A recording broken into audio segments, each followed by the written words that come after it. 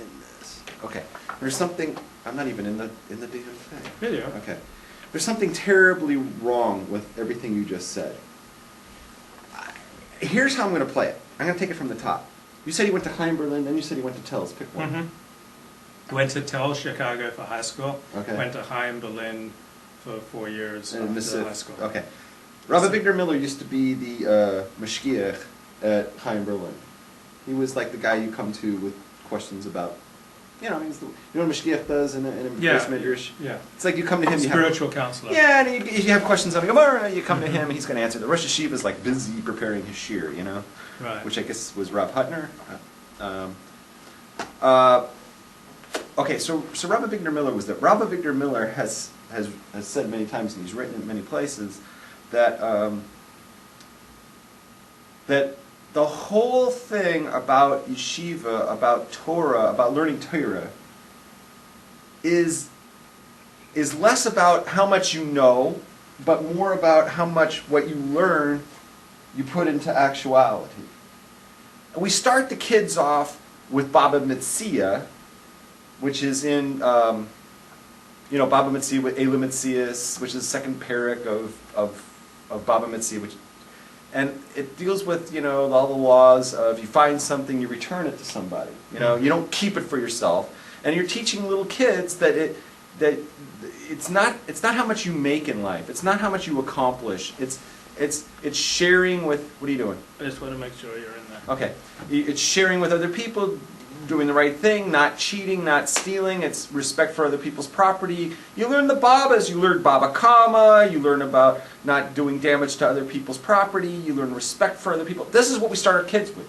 We don't start them with Shabbos. We don't start them with learning the laws of Shabbos or the laws of kosher food. You start them with learning and respecting property, not cheating, not stealing. That's what we learn. That's what Rabbi Avigdor Miller says. So my thing is, he went to Chaim Berlin, and if he's representative of a lot of kids, a lot of guys who go there, then they've all missed it. They're they miss the entire lesson of Chaim Berlin, because Rabbi Avigdor Miller would be saying, it's not how much you know here. It's not getting the grades. That's not important. What's important is that you take this and you incorporate it into your life. These are the lessons for your life. And they all missed it. If this is true, they missed it. So everybody was so ticked off at this Orthodox girl because she wouldn't help them cheat. Right. Well, thank God. And it wasn't because she was so holy. She was just keeping the old test for herself and her friends. Right. Where did she go to school? Beis Yaakov? So my thing is, this is a real shanda. This is a terrible situation because the Torah that's being taught is not being received because they're being sent in, the system is screwing them up. They're being pushed, and I'm going to guess it's the parental pressure as much as peer pressure. It's parental pressure to, do well so that you can probably, it's so that they can get into college or some stupidity, right? Which again, I think I've said it before, but I'll say it again. College is no place for a Jew. Period. College is no place for a Jew. And I say that having a college degree. And I'm not, my college degree has done nothing for me. And I couldn't care less if I did my life again, I wouldn't go to college. And whatever. I don't want to go into it. Did you cheat in high school? I don't even remember high school. What about college? Cheat in which college did you attend, Rabs? I went to UCLA. Did I cheat at UCLA? I don't think so. You don't remember cheating at high school? I can't remember that far back, but I don't think I ever really cheated. I mean, I remember it clearly because I knew what I was doing was wrong, but there's no way I would have passed chemistry without it. And I needed to pass chemistry to get into college. And, I mean, I cheated. I mean, it was like burned in my memory and my conscience because I knew what I was doing was morally wrong, and that it was a really bad reflection of my character. And so I never forget it.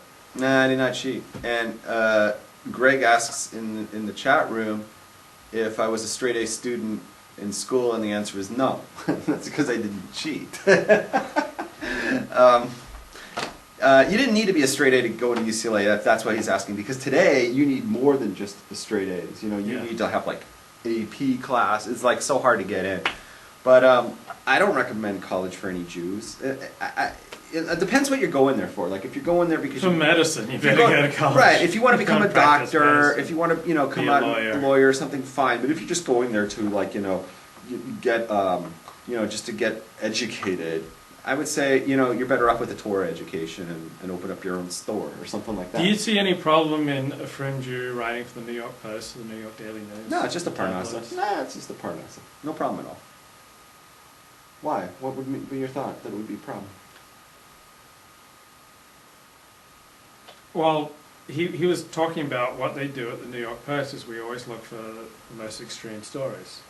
We always look for like something scandalous, And then they make shocking. and then they put this seasoning and spices on it and make it even more. Exactly. Yeah, it's I read something in the Post and I always check, like if the source is the Post, I always check like the rest of the internet. If Exactly. nobody else has Right. it, then I take I split it into 4 and I take 1/4 of that and I figure that's about how much truth there is in this thing. So I don't just run with it right away. Yeah. I've got to get a second opinion on it. Yeah. It's like.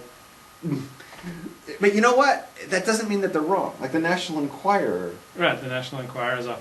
But again, they is often that- break stories, and before anybody else. Right, does right. them. But is that like a good environment for a fringe Jew? Why not? The National Enquirer? Oh, National Enquirer? Why not? I think that the way you put yourself just profoundly, profoundly influences you.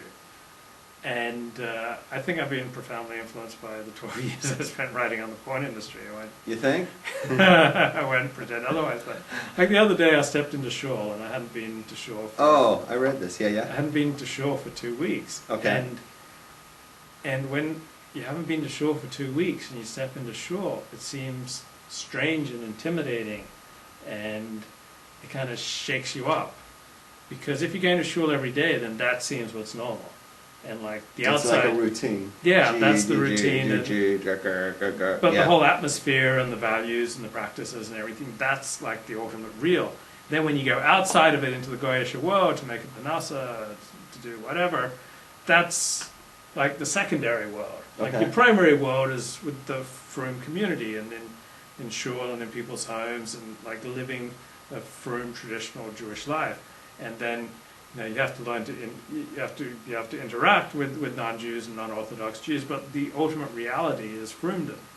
And then you don't go to shul for 2 weeks. You don't hang out with any frum Jews hardly at all for 2 weeks. Right. And suddenly that seems like the strange esoteric world, and it's like intimidating and different, and it's really jarring to step back into it. It was kind of like yoga. When I didn't go to yoga for a week and then step back into it, it's like this really strange world. And then, if you go every day, you get used to it and you assimilate those values. So you pick up the values of wherever you put yourself. So working as a journalist in general is really hard for a frum Jew. And then working for tabloid journalism is not a Torah environment. I mean, this is an environment that's hunting for sexy scandal to sell newspapers to Goyim. Because, I mean, generally speaking, Jews don't read the New York Post or Hey, Daily News. why not? Generally speaking, Jews read the New York Times. What? Yeah, like I had a friend who I- wrote well, for the that- New York Daily News, and he said it was invisible. Like Jews, he knew didn't read the New York Daily News. I won't read the New York Times. You're not representative. You're a freak. Okay, I don't read the New York Times. I'm more inclined to read. I didn't even know the New York Daily News is still in business. I never see them online or ever quoted by anybody. But the New York Post, I see. I come across quite often. I read their stuff on the internet. I try to stay away from New York Times. I can't stomach anymore. Like last week, you asked me, or somebody asked me, like, why do I watch Fox News, right? And I said I can't stomach the other things. Right. I can't stomach the New York Times anymore. I'm done with them. It's like I can't even stomach the L.A. Times anymore. But New York Times is like the L.A. Times on steroids, But I think you read the L.A. Times. Yeah, I read the I LA can't- Times, I New can't York read it. Times. I much prefer to read it than the New York Post. Okay, I can't read the L.A. Times. Hey, D Medic's in the room. Hey, D Medic. I can't read the L.A. Times. They've gotten to the point in the last 10 years where it's just so their bias against Israel is just so horrible. It's like every single day. It was like the beginning of the war, like 10 years ago. Mm-hmm. A missile